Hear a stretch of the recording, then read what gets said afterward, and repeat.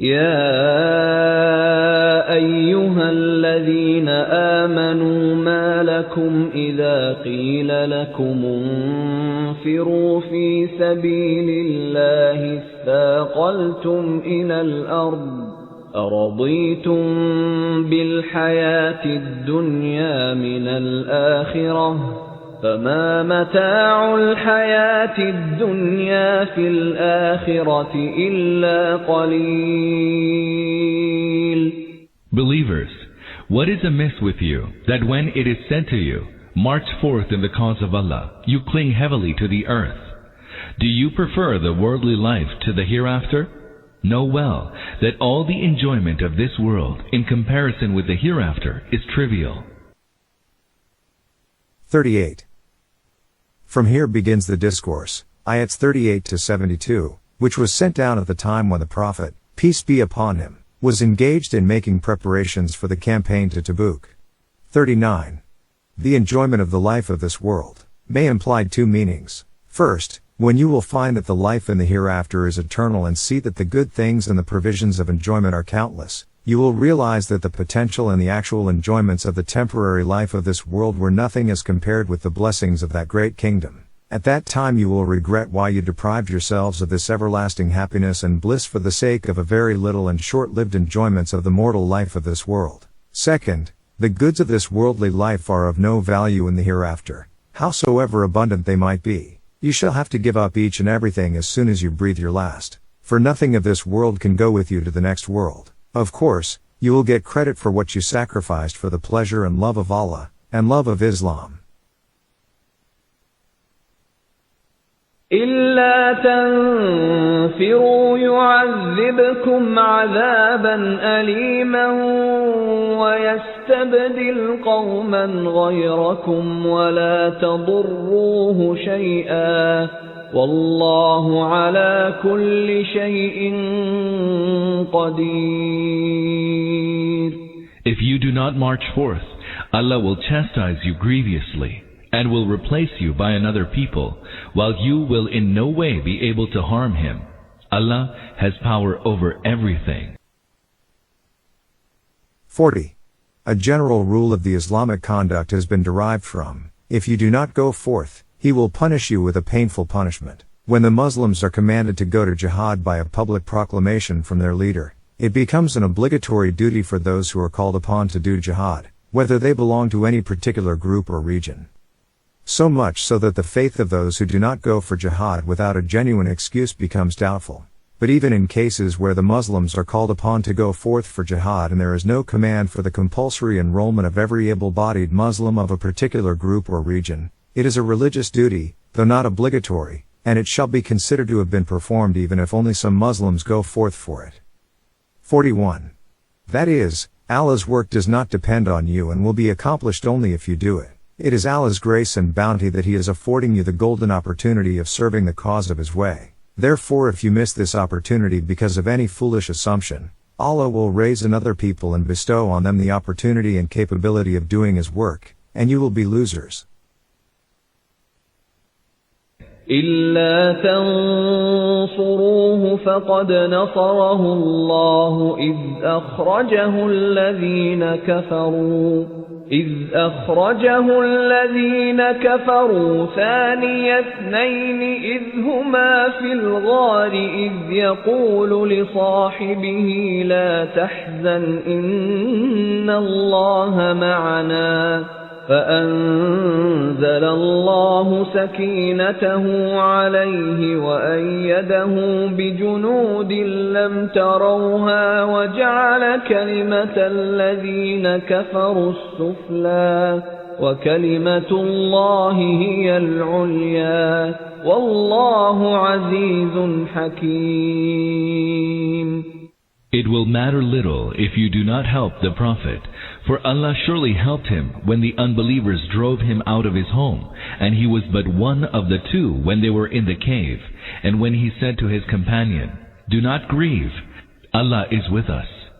Then Allah caused His tranquility to descend upon him, and supported him with hosts you did not see, and He humbled the word of the unbelievers.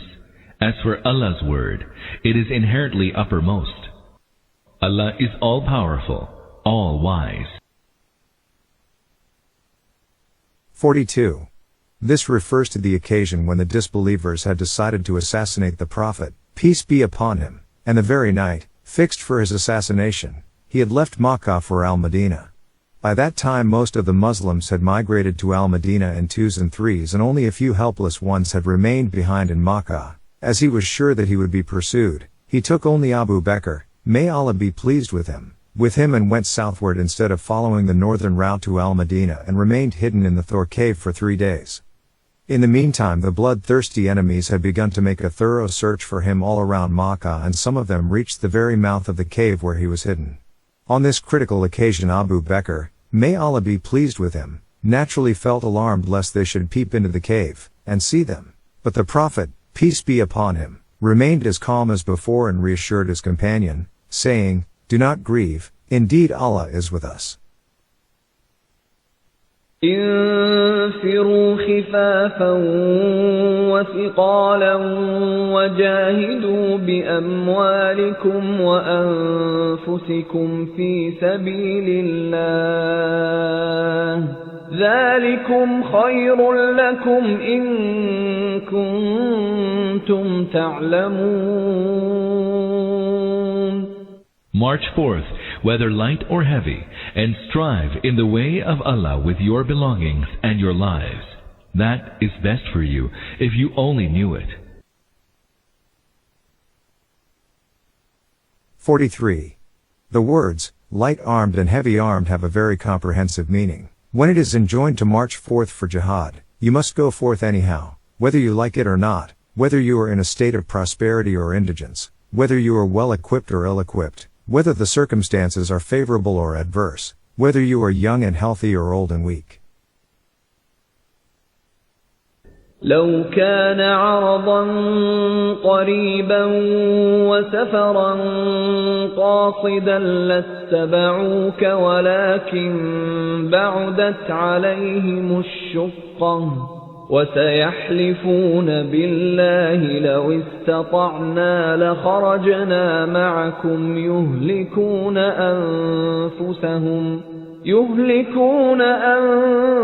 أنفسهم والله يعلم إنهم لكاذبون.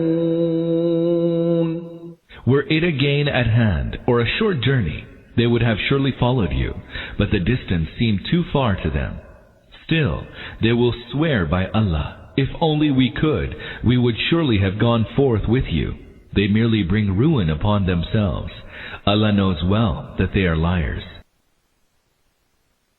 44.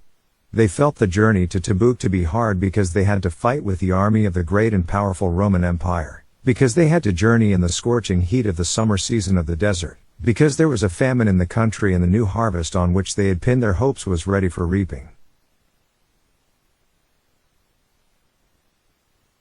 عفى الله عنك لما أذنت لهم حتى يتبين لك الذين صدقوا وتعلم الكاذبين. O Prophet, may Allah forgive you. Why did you give them leave to stay behind before it became clear to you as to who were truthful and who were liars? 45. Allah did not approve of the exemption which the Prophet, peace be upon him, had granted to the hypocrites who had put forward lame excuses. Though he knew it well that they were inventing false excuses, he gave them leave to stay behind because of his inherent kindness. But Allah warned him that such a leniency was not well placed, as he gave them an opportunity of hiding their hypocrisy. Had they remained behind without getting an exemption, the false profession of their faith would have been exposed. لا يستأذنك الذين يؤمنون بالله واليوم الآخر أن يجاهدوا بأموالهم وأنفسهم والله عليم بالمتقين. Those who believe in Allah and the Last Day will never ask your leave to be excused from striving in the cause of Allah with their belongings and their lives. Allah fully knows the God-fearing. إنما يستأذنك الذين لا يؤمنون بالله واليوم الآخر وارتابت قلوبهم فهم في ريبهم يترددون. It is only those who do not believe in Allah and the Last Day, and whose hearts are filled with doubt, that seek exemption from striving in the cause of Allah. They keep tossing to and fro in their doubt. 46. This verse shows clearly that the conflict between Islam and Kufr is the criterion to distinguish between a true believer and a hypocrite. The one who supports Islam in this conflict with the whole of his heart and expends all of his energies and resources in order to make it victorious and does not hesitate in the least to make any sacrifices for this purpose, is a true believer. On the contrary, the one who hesitates to support Islam in this conflict and refrains from making sacrifices in its way, when he confronts the threat of the victory of Kufr, is a hypocrite, for such an attitude is itself a proof of the fact that there is no faith in his heart. ولو أرادوا الخروج لأعدوا له عدة ولكن كره الله بعاثهم فثبطهم وقيل اقعدوا مع القاعدين. Had they truly intended to march forth to fight, they would have certainly made some preparation for it. But Allah was averse to their going forth, so He made them lag behind, and they were told, "Stay behind with those that are staying behind." 47. Allah held them back, for He did not like that they should join jihad unwillingly without any sincere intention for it, as they had no mind to make sacrifices to exalt the cause of Islam, and, therefore, would have taken part in it half-heartedly to escape the taunts of the Muslims or to create mischief. This would have resulted in a greater evil, as has been stated explicitly in the next verse 48. لو خرجوا فيكم ما زادوكم إلا خبالا ولأوضعوا خلالكم يبغونكم الفتنة وفيكم سماعون لهم والله عليم بالظالمين. Had they gone forth with you, they would have only added to your trouble, and would have run about in your midst, seeking to stir up sedition among you, whereas there are among you some who are prone to lend ears to them. Allah knows well the wrongdoers. لقد ابتغوا الفتنة من قبل وقلبوا لك الأمور حتى جاء الحق وظهر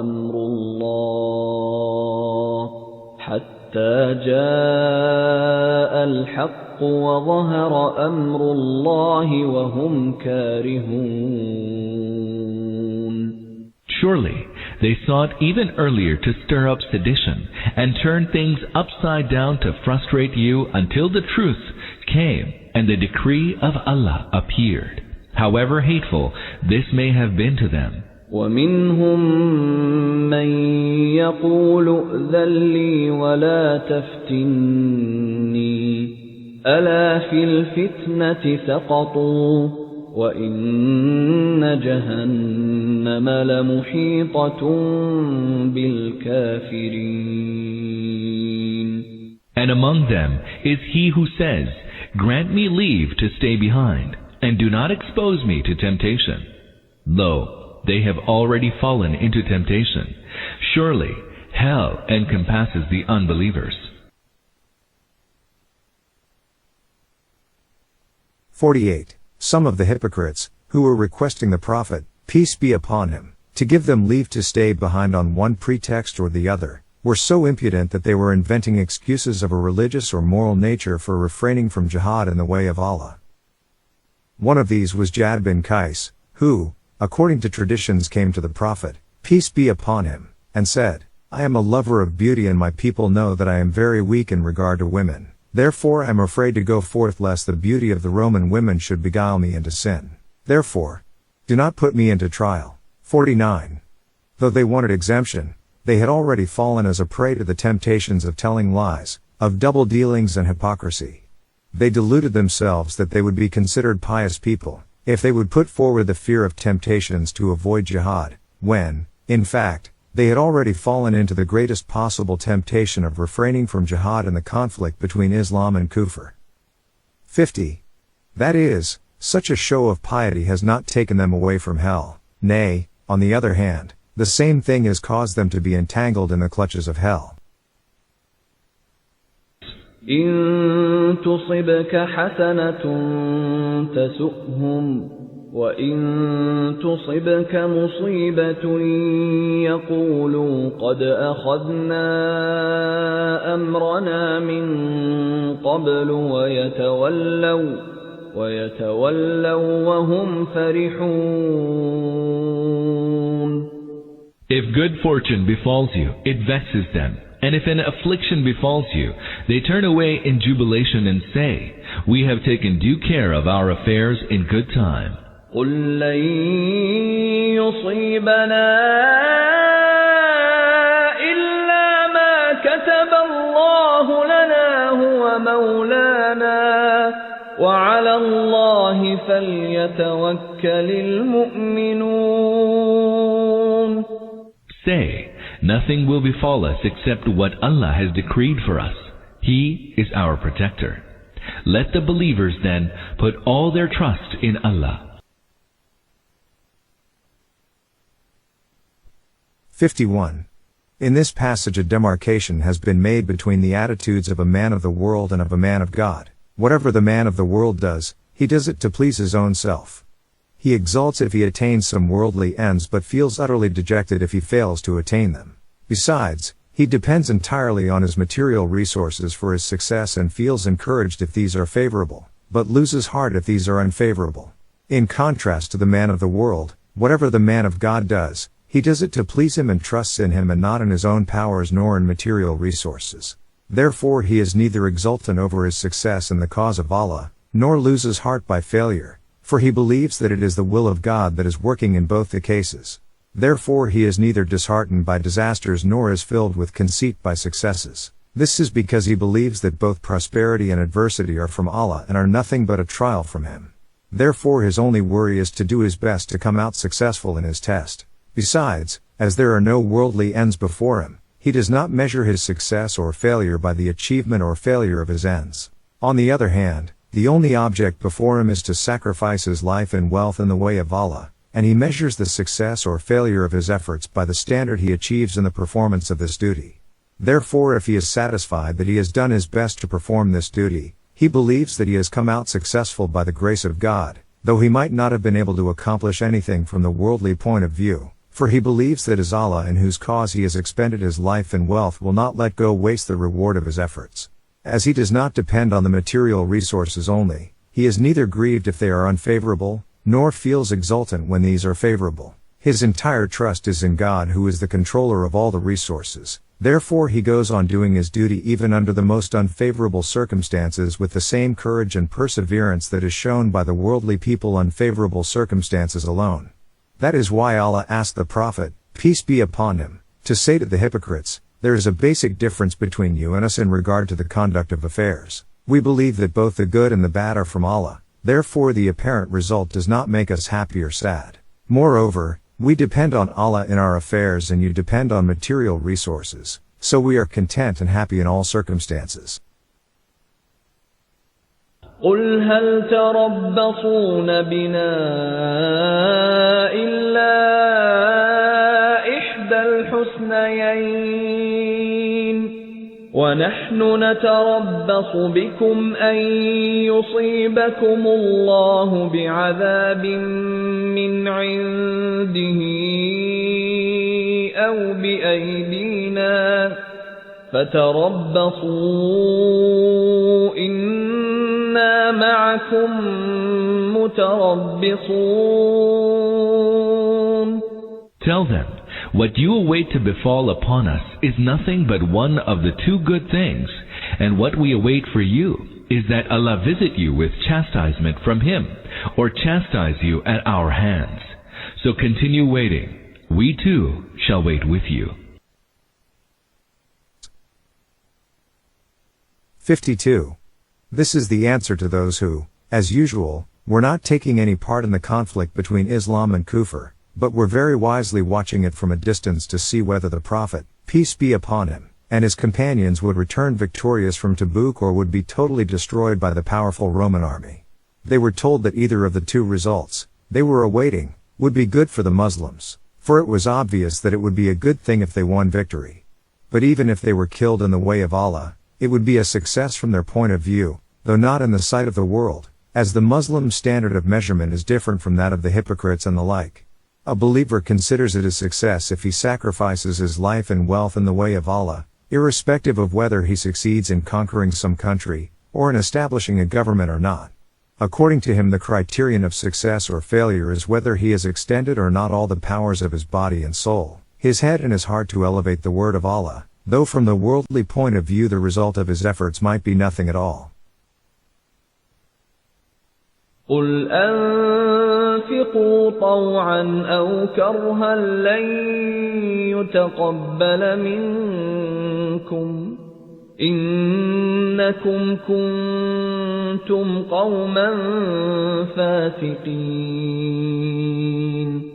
Tell them, whether you spend your money willingly or unwillingly, it shall not find acceptance with Allah, for you are an evil-doing folk. 53. This ayat is a sharp retort to those hypocrites who desired exemption from jihad but, at the same time, wanted to make some monetary contributions in order to avoid the exposure of their hypocrisy. They said, "Please grant us leave for military service because we are unable to do this, but we are ready to make monetary contributions towards it." To this Allah retorted, saying, "Whatever you may contribute, it shall not be accepted."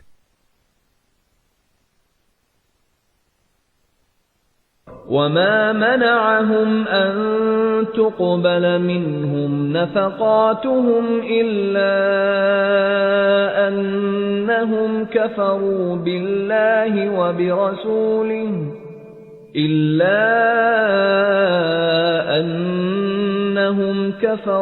بِاللَّهِ وَبِرَسُولِهِ وَلَا يَأْتُونَ الصَّلَاةَ إِلَّا وَهُمْ كُسَالَى وَلَا يُنْفِقُونَ إِلَّا وَهُمْ كَارِهُونَ.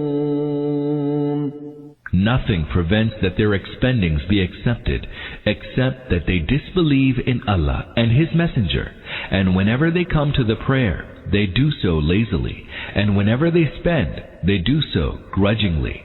فَلَا تُعْجِبْكَ أَمْوَالُهُمْ وَلَا أَوْلَادُهُمْ إِنَّمَا يُرِيدُ اللَّهُ لِيُعَذِّبَهُم بها في الحياة الدنيا وتزهق أنفسهم وهم كافرون.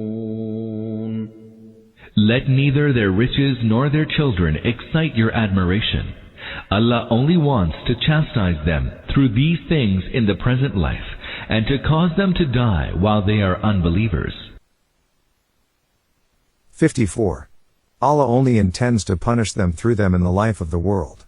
Because of their great love for their children and wealth, as these misled them to adopt the hypocritical attitude which, in turn, degraded them in the Muslim society. Consequently, in the Islamic system they would lose the respect, entire reputation and the prestige they enjoyed in the pre-Islamic society. On the contrary, even the Muslim slaves and the sons of slaves, the farmers and the shepherds, who proved the sincerity of their faith would win honor in the new system. And the big hereditary chiefs, who refrained from this because of their love of the world, would lose their fame, honor and prestige. In order to illustrate the above, we cite an incident that happened during the Caliphate of Umar, may Allah be pleased with him. Once some big chiefs of the Quraysh, including Suhail bin Amr and Harith bin Hisham, went to see Caliph Umar and took their seats near him. Soon after this, some humble people from among the Muhajirin and the Ansar came there. The Caliph asked those chiefs to make room for them, and seated these humble people near his own seat. This went on for some time till these chiefs reached the remotest corner in the assembly. When they came out, Harith bin Hisham said to his companions, "You have noticed what a humiliating treatment has been meted out to us today." Suhail bin Amr replied, "It is no fault of Umar, but it is our own fault. When we were invited to Islam, we turned away from it, but these humble people accepted it and made sacrifices for it." Then both of them returned to the meeting and said, "Today we have noticed your treatment and we feel that it is all due to our own shortcomings, but tell us if there is a way for us to make atonements for our past failures." The Caliph did not give any reply but merely pointed towards the Roman territory, which meant that the only way of regaining their prestige was to expend their lives and wealth in doing jihad there. 55.